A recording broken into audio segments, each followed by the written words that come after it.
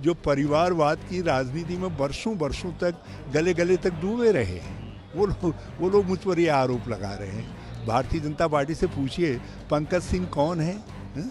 उनसे पूछिए वसुंधरा जी के बेटे आप तीसरी बार एमपी का चुनाव लड़ रहे हैं, वो कौन है? उनसे पूछिए कि जिनके साथ गलवैयाँ रही उनकी अकाली दल प्रकाश सिंह बादल जी की पार्टी, उस पार्टी के साथ जब तुम्हारी दोस्ती थी तब तुमको ये परिवारवाद नहीं दिखाई दिया था। बाल ठाकरे साहब के साथ जब गलवैयाँ थी तब नहीं दिखाई दिया था।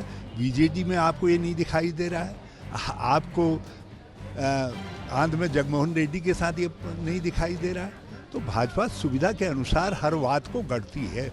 हरिद्वार लोकसभा से चुनाव की तैयारियां शुरू हो चुकी हैं। आज हरीश रावत, पूर्व मुख्यमंत्री हरीश रावत और उनके पुत्र वीरेंद्र सिंह रावत जो हैं वो देहरादून में हैं और कांग्रेस भवन पहुंचे हैं, जहां उन्होंने राजीव गांधी की प्रतिमा पे पुष्प अर्पित किए। उनसे बातचीत करते हैं। रावत जी, हरिद्वार के चुनाव को किस तरह से देख रहे हैं? बहुत लोगों को उम्मीद थी कि आपको टिकट मिलेगा, पर बार बार कह रहे हैं कि आपने जिद करी अपने बेटे को टिकट दिलाने के लिए, आप परिवारवाद को बढ़ावा दे रहे हैं। एक बात बताओ, ये वो कह रहे हैं जो परिवारवाद की राजनीति में वर्षों वर्षों तक गले गले तक डूबे रहे हैं, वो लोग मुझ पर ये आरोप लगा रहे हैं। भारतीय जनता पार्टी से पूछिए पंकज सिंह कौन है?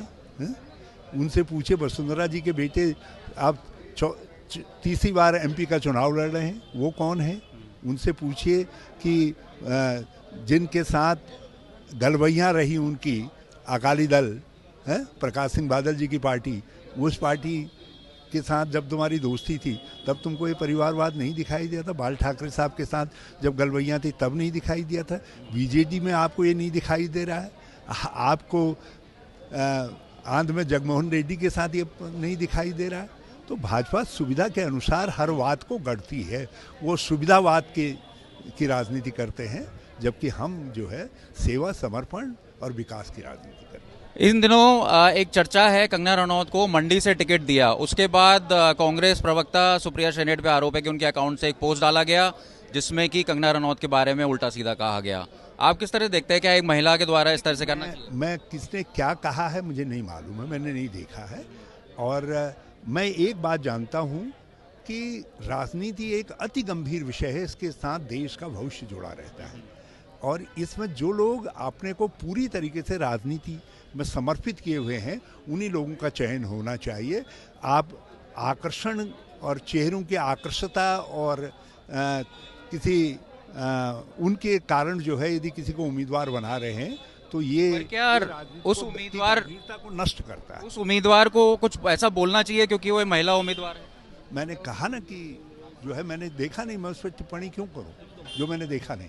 अरुण गोविल को किस तरह देखते हैं? 1988 में जब उपचुनाव में वीपी सिंह ने इलाहाबाद से अरुण गोविल को उठाया था, प्रचार के लिए भेजा था, काफी विरोध हुआ था उनका, तो कांग्रेस ने भी आरोप लगाए थे, तो किस तरह से देखते हैं? नहीं, वो कांग्रेस के उम्मीदवार रहे और आज भाजपा के उम्मीदवार हैं।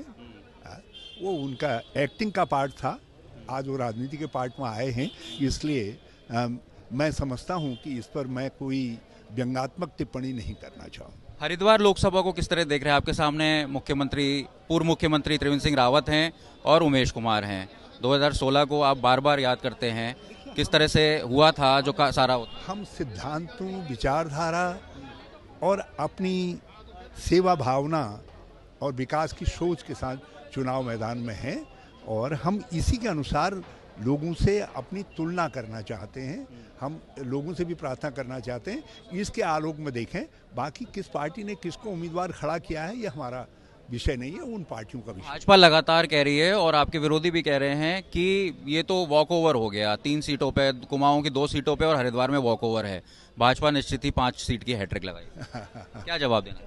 उनकी गलतफहमी जो है पहले दिन ही दूर हो गई है, जिस दिन अपार जन समूह ने हमारे हरिद्वार के उम्मीदवार का नारसन बॉर्डर पर पहुंच करके स्वागत करने का काम किया है और बाकी गलतफहमी कल दूर हो जाएगी जब एक विशाल जनसमूह के साथ जो है हमारे कैंडिडेट का नामांकन होगा। पौड़ी लोकसभा को कैसे देखते हैं? गोदयाल जी हैं, आपके शिष्य हैं, वो तो निश्चित, वहाँ तो निश्चित विजय कांग्रेस के पास है और 5 सीटों पर निश्चित विजय की ओर कांग्रेस बढ़ रही है। धन्यवाद। हरीश रावत पूर्व मुख्यमंत्री काफी कॉन्फिडेंट दिख रहे हैं, कहना है कि जिस तरह से विशाल जनसमूह अब भाजपा देखेगी हरिद्वार में और जो लोगों की भावनाएं हैं वो कांग्रेस के साथ हैं, कांग्रेस निश्चित ही रूप से 5 सीटों पे विजयी दर्ज करेगी। देहरादून से अंकित शर्मा।